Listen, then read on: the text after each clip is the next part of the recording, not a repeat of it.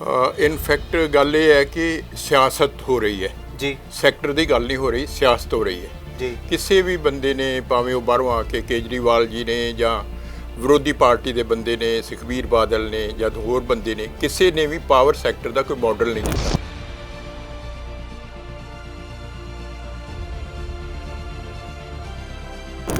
ਸੋ ਪਿਛਲੇ ਸਾਲ ਨੂੰ ਕੱਟ ਕੇ ਇਹ 2021 ਚੱਲ ਰਿਹਾ, 2020 ਚ ਕਰੋਨਾ ਸੀ, 2019 ਚ 13,633 ਮੈਗਾਵਾਟ ਡਿਮਾਂਡ ਸੀ। ਠੀਕ ਹੈ, ਹੁਣ ਇਹ ਡਿਮਾਂਡ 15,000 ਮੈਗਾਵਾਟ ਦੇ ਕਰੀਬ ਆਉਣੀ ਚਾਹੀਦੀ ਸੀ, ਲੇਕਿਨ ਇਹ 15,000 ਮੈਗਾਵਾਟ ਦੀ ਪੂਰਤੀ ਨਹੀਂ ਸੀ ਕੀਤੀ ਗਈ, ਇਹਦਾ ਕੋਈ ਪਲਾਨ ਨਹੀਂ ਸੀ ਬਣਾਇਆ ਗਿਆ।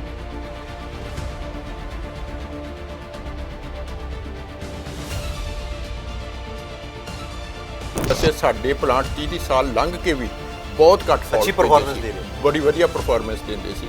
ਸੋ ਇਹ ਤਾਂ ਪ੍ਰਾਈਵੇਟ ਸੈਕਟਰ, ਇੱਥੇ ਹੀ ਗੱਲ ਹੈ ਨਾ ਕਿ ਪ੍ਰਾਈਵੇਟ ਸੈਕਟਰ ਜ਼ਿਆਦਾ ਐਫੀਸ਼ੀਐਂਸੀ ਦਿੰਦਾ। ਤੁਸੀਂ ਉਹਨੂੰ ਕੰਪੇਅਰ ਤਾਂ ਕਰੋ ਨਾ, ਉਹਦੇ ਨਾਲ ਪੈਰਾਮੀਟਰਸ ਕੰਪੇਅਰ ਕਰੋ ਵੀ ਉਹ ਕਿੰਨੀ ਦੇ ਰਿਹਾ, ਉਹਦਾ ਪਲਾਂਟ ਲੋਡ ਫੈਕਟਰ ਹੈ। ਸੋ ਫਿਰ ਤੁਸੀਂ ਉਹਨਾਂ ਨੂੰ ਪ੍ਰਾਈਵੇਟ ਸੈਕਟਰ ਨੂੰ ਦੇ ਵੀ ਦਿਓ। ਜੇ ਤੁਸੀਂ lock stock and barrel private sector 'ਤੇ ਡਿਪੈਂਡ ਕਰੋਗੇ ਤਾਂ ਤੁਸੀਂ ਸਿਸਟਮ ਕੋਲੈਪਸ ਵੀ ਕਰ ਸਕਦੇ ਹੋ।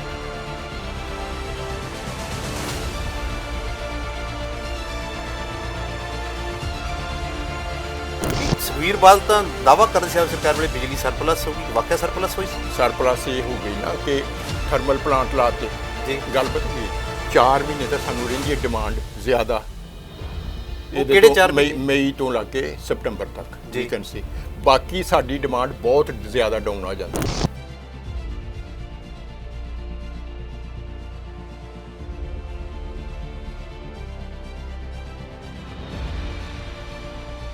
ਤਾਂ ਕਹਿਣ ਦਾ ਮੇਰਾ ਸਵਾਲ ਇਹ ਹੈ, ਜਦੋਂ ਆਪਾਂ ਨੂੰ ਸਰਕਾਰ ਦੇ ਵਿੱਚ ਵੀ ਬਹੁਤ ਮਾਹਰ ਬੈਠੇ ਨੇ, ਤੁਸੀਂ ਇਸ ਵਿਭਾਗ ਦੀ ਪ੍ਰਤੀਨਿਧਤਾ ਕਰਦੇ ਰਹੇ ਹੋ, ਕੀ ਵਿਭਾਗਾਂ ਦੀ ਰਾਏ ਨਹੀਂ ਲੈਂਦੇ? ਉੱਥੇ ਵਿਭਾਗਾਂ ਦੇ ਅਧਿਕਾਰੀਆਂ ਦੀ ਰਾਏ ਨਹੀਂ ਲਈ ਜਾਂਦੀ ਕਿ ਜਿਹੜੇ ਕਿ ਆ ਕੌਜ਼ ਆਪਾਂ ਨੂੰ ਗਲਤ ਕਰ ਰਹੇ ਨੇ, ਜਿੱਥੇ ਹੁਣ ਲੰਬਾ ਆਪਾਂ ਨੂੰ ਫਿਕਸ ਪੇਮੈਂਟ ਦੇਣੀ ਪੈ ਰਹੀ ਹੈ? ਮਤਲਬ ਸੁਣਦੇ ਨੇ ਪਰ ਕਰਦੇ ਮਰਜ਼ੀ, ਸੁਣਦੇ ਨੇ ਪਰ ਕਰਦੇ ਮਰਜ਼ੀ ਨੇ, ਪਤਾ ਉਹਨਾਂ ਨੂੰ ਵੀ ਹੁੰਦਾ। ਯਾਨੀ ਕਿ ਫਿਰ ਕਿਤੇ ਨਾ ਕਿਤੇ ਸਿੱਧੇ ਰੂਪ ਤੇ ਆਪਦੇ ਚਹੀਤੇ ਨੂੰ ਦੇਣਾ ਹੁੰਦਾ, ਇਸ ਕਰਕੇ ਉਹਨੂੰ ਨਜ਼ਰਅੰਦਾਜ਼ ਕਰ ਦਿੱਤਾ। ਬਿਲਕੁਲ।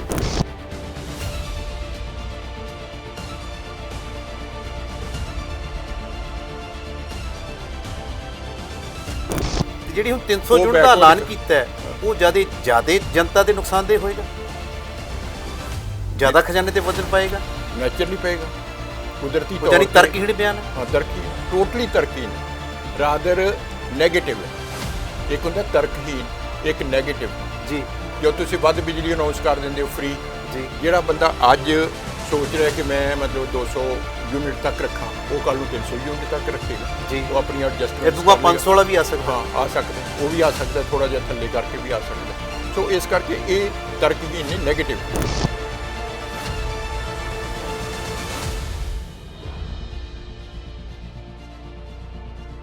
ਕੀ ਬਿਜਲੀ ਤੇ ਨੀਤੀ ਕੀ ਹੋਣੀ ਚਾਹੀਦੀ ਹੈ? ਸਰਕਾਰ ਨੂੰ ਲੋਕਾਂ ਦੇ ਵਿੱਚ ਦੇਖ ਕੇ ਕੀ ਕਰਨਾ ਚਾਹੀਦਾ ਜਿਹਦਾ ਬਿਜਲੀ ਦਾ ਰੇਟ ਘੱਟ ਰਹੇ ਤੇ ਸਿਸਟਮ ਠੀਕ ਰਹੇ? ਇਹਨੂੰ ਨਾ ਪਬਲਿਕ ਸੈਕਟਰ ਨੂੰ ਸਟਰੈਂਥਨ ਕਰਨਾ ਚਾਹੀਦਾ, ਪਬਲਿਕ ਸੈਕਟਰ 'ਚ ਇਹਨੂੰ ਰੱਖਣਾ ਚਾਹੀਦਾ ਹੈ।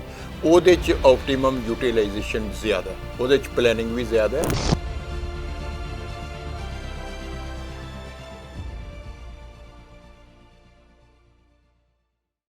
ਸਕਾਈ ਨਿਊਜ਼ ਪੰਜਾਬ ਦੇਖ ਰਹੇ ਦਰਸ਼ਕਾਂ ਨੂੰ ਸਤਿ ਸ੍ਰੀ ਅਕਾਲ।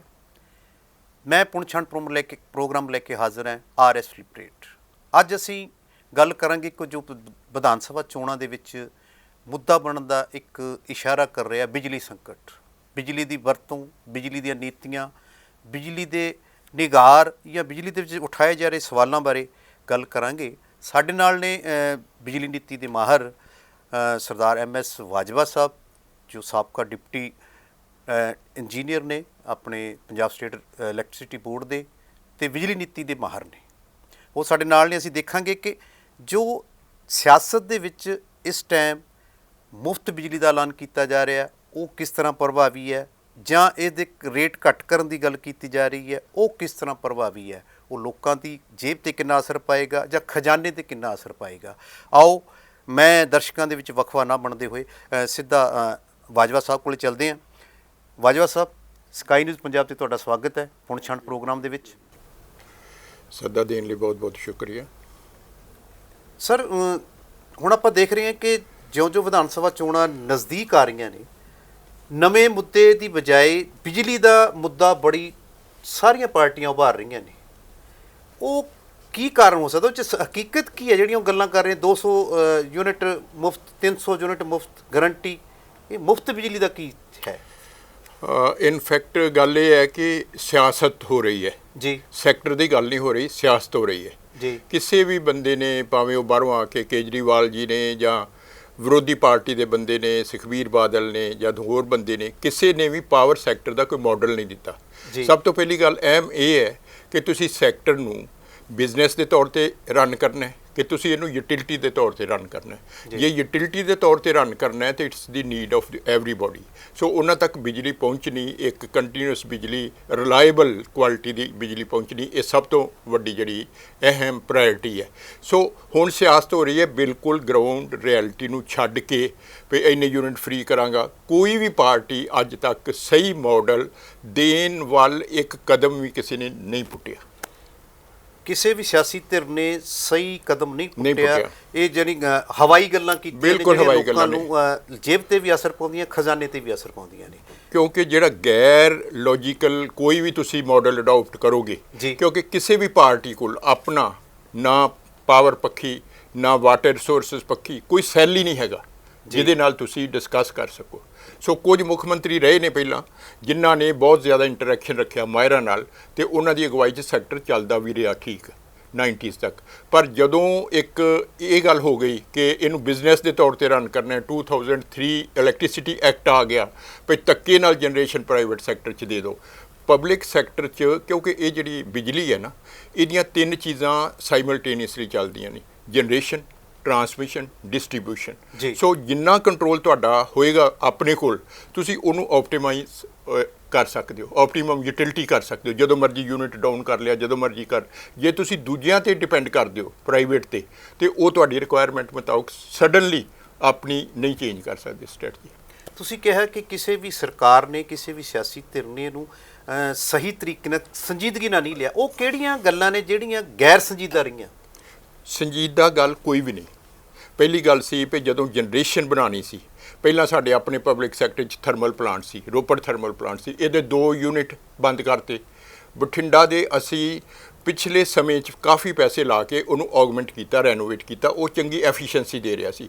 ਉਹਨੂੰ ਝੂਠੇ ਅੰਕੜੇ ਪੇਸ਼ ਕਰਕੇ 30 ਰੁਪਏ ਪ੍ਰਤੀ ਯੂਨਿਟ ਬਣੇਗਾ। RTP ਤਾਂ ਬਹੁਤ ਵਧੀਆ ਚੱਲ ਰਿਹਾ। ਸਾਡੇ ਰਿਕਾਰਡ ਰਿਹਾ ਹੈ ਕਿ ਰੋਪੜ ਥਰਮਲ ਪਲਾਂਟ, ਬਠਿੰਡਾ, ਲਹਿਰਾ ਮੁਹੱਬਤ ਆਲ ਇੰਡੀਆ ਲੈਵਲ 'ਤੇ ਹਮੇਸ਼ਾ ਹੀ ਫਸਟ, ਸੈਕਿੰਡ, ਥਰਡ ਆਉਂਦੇ ਰਹੇ ਨੇ। ਇਹਨਾਂ ਦਾ ਇੰਨਾ ਵਧੀਆ ਪਲਾਂਟ ਲੋਡ ਫੈਕਟਰ ਸੀ 90% ਪਲੱਸ, ਜਦੋਂ ਕਿ ਹਰ ਸਾਲ ਮਹੀਨਾ 15 ਦਿਨ ਬੰਦ ਵੀ ਕਰਨੇ ਹੁੰਦੇ ਨੇ ਯੂਨਿਟ ਮੇਨਟੇਨ।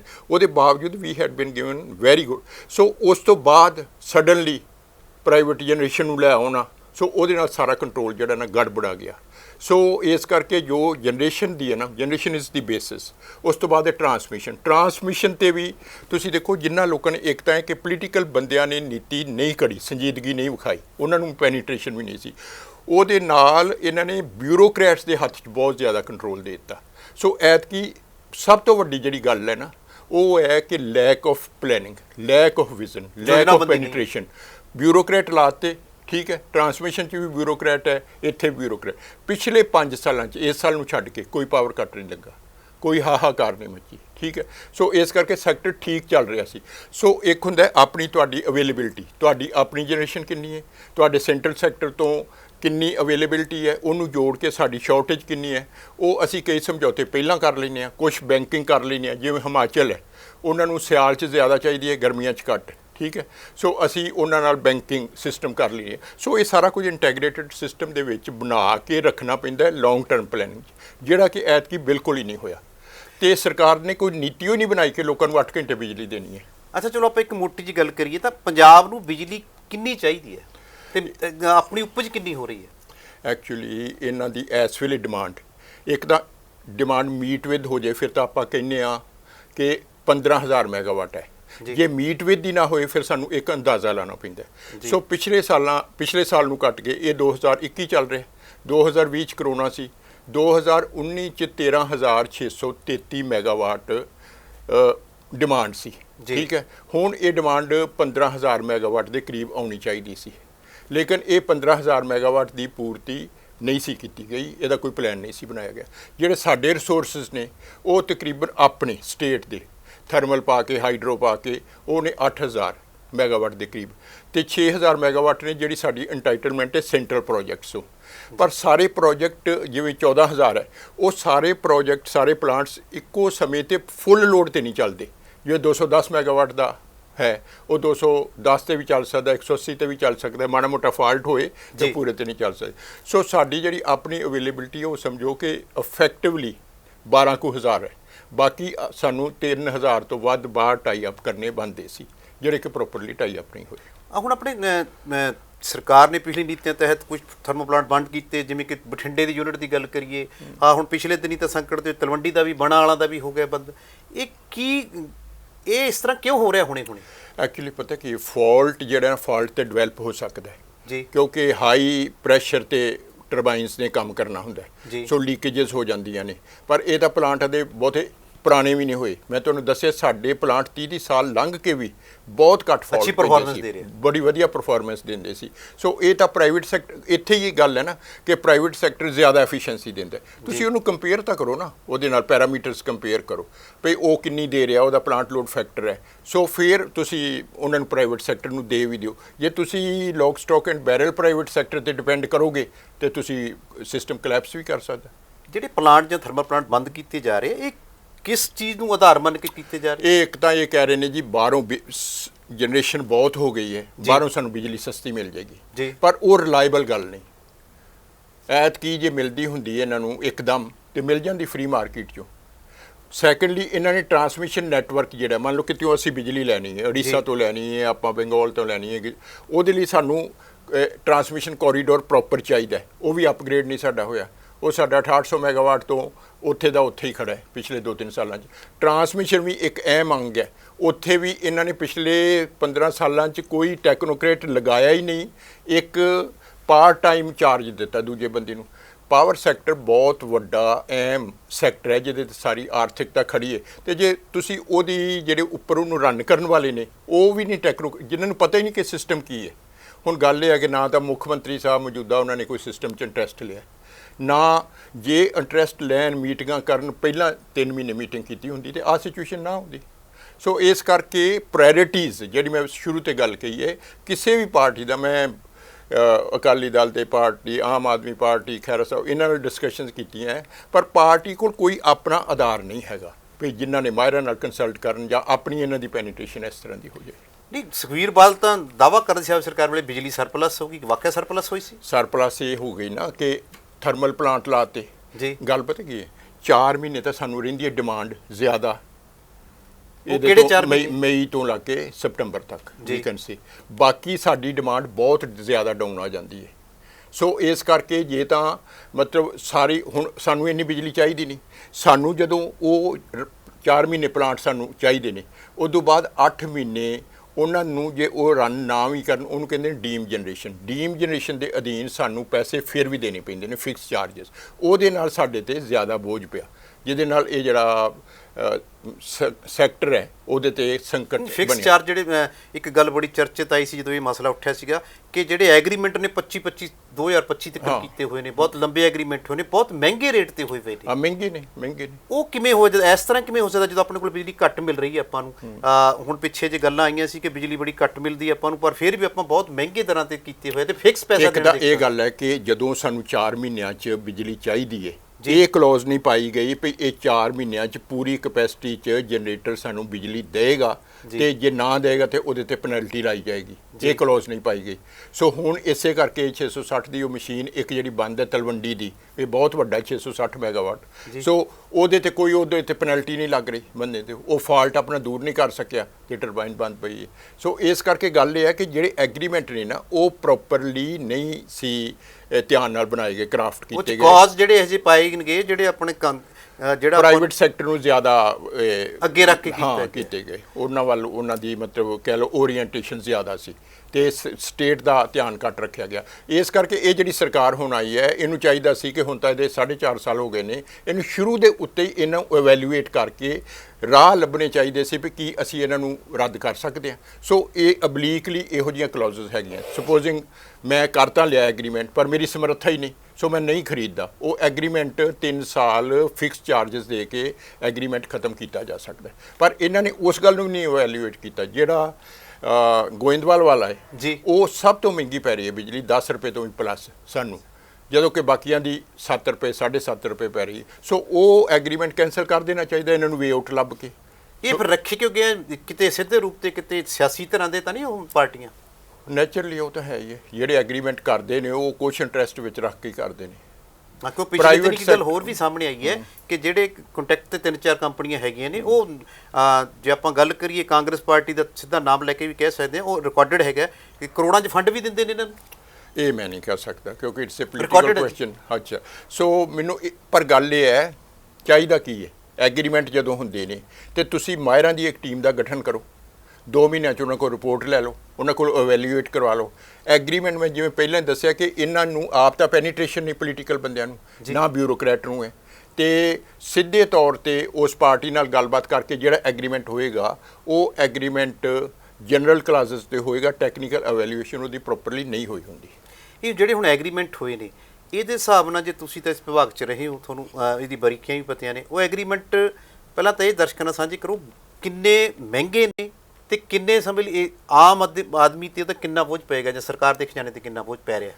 ਨਹੀਂ ਸਰ, ਦੇਖੋ ਗੱਲ ਇਹ ਹੈ ਕਿ ਸਰਕਾਰ ਦੇ ਖਜ਼ਾਨੇ ਤੇ ਅਸੀਂ ਇਹ ਸਮਝਦੇ ਹਾਂ ਕਿ ਅਜੇ ਵੀ ਇਹਨਾਂ ਐਗਰੀਮੈਂਟਾਂ ਨੂੰ ਕ੍ਰਿਟੀਕਲੀ ਐਨਾਲਾਈਜ਼ ਕਰਕੇ ਇਹਨੂੰ ਰੱਦ ਪਹਿਲਾਂ ਜਿਹੜਾ ਗੋਇੰਦਵਾਲ ਹੈ ਉਹਨੂੰ ਕਰਨਾ ਚਾਹੀਦਾ, ਫਿਰ ਤਲਵੰਡੀ ਸਾਬੋ ਨੂੰ, ਇਹ ਰਾਜਪੁਰੇ ਵਾਲਾ ਸਾਨੂੰ ਫਿਰ ਵੀ ਵਾਈਬਲ ਹੈ, ਠੀਕ ਹੈ।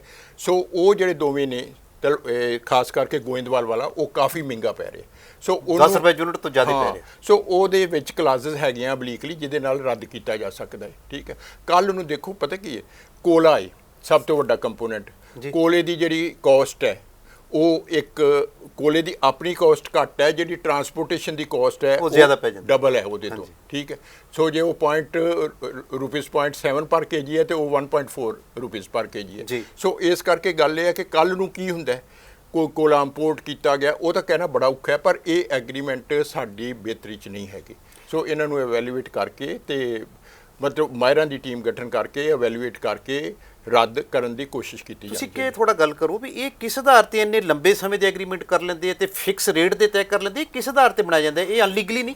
ਉਹਦੇ 'ਚ ਇਸ ਤਰ੍ਹਾਂ ਹੈ ਕਿ ਕਿਉਂਕਿ ਬੇਸਿਕਲੀ ਤਾਂ ਜਿਹੜੇ ਬੰਦੇ ਨੇ ਵੀ ਪ੍ਰੋਜੈਕਟ ਲਾਣਾ ਹੈ, ਜਿਹੜਾ ਲਾਣਾ ਹੈ, ਉਹ ਬੰਦੇ ਨੂੰ ਜਿੰਨੀ ਦੇਰ ਤੱਕ ਉਹਦੀ ਇਹ ਨਹੀਂ ਪਤਾ ਕਿ ਮੇਰੀ ਚੀਜ਼ ਵਿਕ ਜਾਏਗੀ, ਉਨੀ ਦੇਰ ਤੱਕ ਉਹ ਪ੍ਰੋਜੈਕਟ ਨਹੀਂ ਲਾਏਗਾ। ਇੱਕ ਤਾਂ ਇਹ ਹੈ ਕਿ ਬਿਜ਼ਨਸ ਦੇ ਆਧਾਰ ਤੇ ਕੰਟਰੈਕਟ ਦੇ ਅਧੀਨ 2 ਪਾਰਟੀਆਂ ਕੋਈ ਵੀ ਕੰਟਰੈਕਟ ਕਰ ਸਕਦੀਆਂ ਨੇ, ਠੀਕ ਹੈ। ਸੋ ਉਹ ਕਿਉਂਕਿ ਪ੍ਰਾਈਵੇਟ ਸੈਕਟਰ ਦਾ ਇੱਕੋ ਹੀ ਮੁੱਦਾ ਉਹਨਾਂ ਦਾ, ਤਾਂ ਉਹਨਾਂ ਨੇ ਕੋਈ ਭਲਾ ਨਹੀਂ ਕਰਨਾ, ਉਹਨਾਂ ਨੇ ਪੀਪਲ ਵੈਲਫੇਅਰ ਨਹੀਂ ਕਰਨੀ, ਉਹਨਾਂ ਨੇ ਤੇ ਆਪਣਾ ਪ੍ਰੋਫਿਟ ਕਮਾਉਣਾ ਹੈ। ਉਹਨਾਂ ਦੀ ਕੋਸ਼ਿਸ਼ ਹੁੰਦੀ ਹੈ ਕਿ ਵੱਧ ਤੋਂ ਵੱਧ ਇਹੋ ਜਿਹੀਆਂ ਕਲਾਸਿਸ ਪਾਈਆਂ ਜਾਣ ਜਿਹਦੇ ਨਾਲ ਉਹਨਾਂ ਦਾ ਫਾਇਦਾ ਹੋਏ। ਜੇ ਪਲਾਂਟ ਬੰਦ ਵੀ ਰਹਿਣ ਤਾਂ ਵੀ ਉਹਨਾਂ ਨੂੰ ਡੀਮ ਜਨਰੇਸ਼ਨ ਦੇ ਪੈਸੇ ਮਿਲਦੇ ਨਹੀਂ। ਮੇਰਾ ਤਾਂ ਕਹਿਣ ਦਾ ਮੇਰਾ ਸਵਾਲ ਇਹ ਹੈ, ਜਦੋਂ ਆਪਾਂ ਨੂੰ ਸਰਕਾਰ ਦੇ ਵਿੱਚ ਵੀ ਬਹੁਤ ਮਾਹਰ ਬੈਠੇ ਨੇ, ਤੁਸੀਂ ਇਸ ਵਿਭਾਗ 'ਚ ਪ੍ਰਤੀਨਿਧਤਾ ਕਰਦੇ ਰਹੇ ਹੋ, ਕੀ ਵਿਭਾਗਾਂ ਦੀ ਰਾਏ ਨਹੀਂ ਲੈਂਦੇ? ਉੱਥੇ ਵਿਭਾਗਾਂ ਦੇ ਅਧਿਕਾਰੀਆਂ ਦੀ ਰਾਏ ਨਹੀਂ ਲਈ ਜਾਂਦੀ ਕਿ ਜਿਹੜੇ ਕਿ ਆ ਕੌਜ਼ ਆਪਾਂ ਨੂੰ ਗਲਤ ਕਰ ਰਹੇ ਨੇ, ਜਿੱਥੇ ਹੁਣ ਲੰਬਾ ਆਪਾਂ ਨੂੰ ਫਿਕਸ ਪੇਮੈਂਟ ਦੇਣੀ ਪੈ ਰਹੀ ਹੈ? ਮਤਲਬ ਸੁਣਦੇ ਨੇ ਪਰ ਕਰਦੇ ਮਰਜ਼ੀ ਨੇ, ਸੁਣਦੇ ਨੇ ਪਰ ਕਰਦੇ ਮਰਜ਼ੀ ਨੇ, ਪਤਾ ਉਹਨਾਂ ਨੂੰ ਵੀ ਹੁੰਦਾ। ਯਾਨੀ ਕਿ ਫਿਰ ਕਿਤੇ ਨਾ ਕਿਤੇ ਸਿੱਧੇ ਰੂਪ ਤੇ ਆਪਦੇ ਚਹੀਤੇ ਨੂੰ ਦੇਣਾ ਹੁੰਦਾ, ਇਸ ਕਰਕੇ ਉਹਨੂੰ ਨਜ਼ਰਅੰਦਾਜ਼ ਕਰ ਦਿੱਤਾ ਜਾਂਦਾ। ਹੁਣ ਜੇ ਆਪਾਂ ਸਹੀ ਤਰੀਕੇ ਨਾਲ ਬਿਜਲੀ ਮਿਲੇ ਤਾਂ ਆਪਾਂ ਨੂੰ ਕਿੰਨੇ ਰੁਪਏ ਯੂਨਿਟ ਮਿਲ ਸਕਦੀ ਹੈ ਬਿਜਲੀ, ਜਿਹੜੀ ਆਪਾਂ ਉਪਭੋਗਤਾ ਨੂੰ ਦਈਏ ਪੰਜਾਬ ਦੇ? ਦੇਖੋ ਮਿਲਣ ਨੂੰ ਤਾਂ ਹੁਣ ਇਸ ਵੇਲੇ ਜਿਹੜਾ ਸਿਸਟਮ ਚੱਲ ਰਿਹਾ ਨਾ, ਉਹ ਚੱਲ ਰਿਹਾ ਸਬਸਿਡੀਜ਼ ਨਾਲ। ਜਿਵੇਂ ਤਕਰੀਬਨ 10,000 ਕਰੋੜ ਦੇ ਕਰੀਬ ਸਰਕਾਰ ਸਬਸਿਡੀ ਦੇ ਰਹੀ ਹੈ।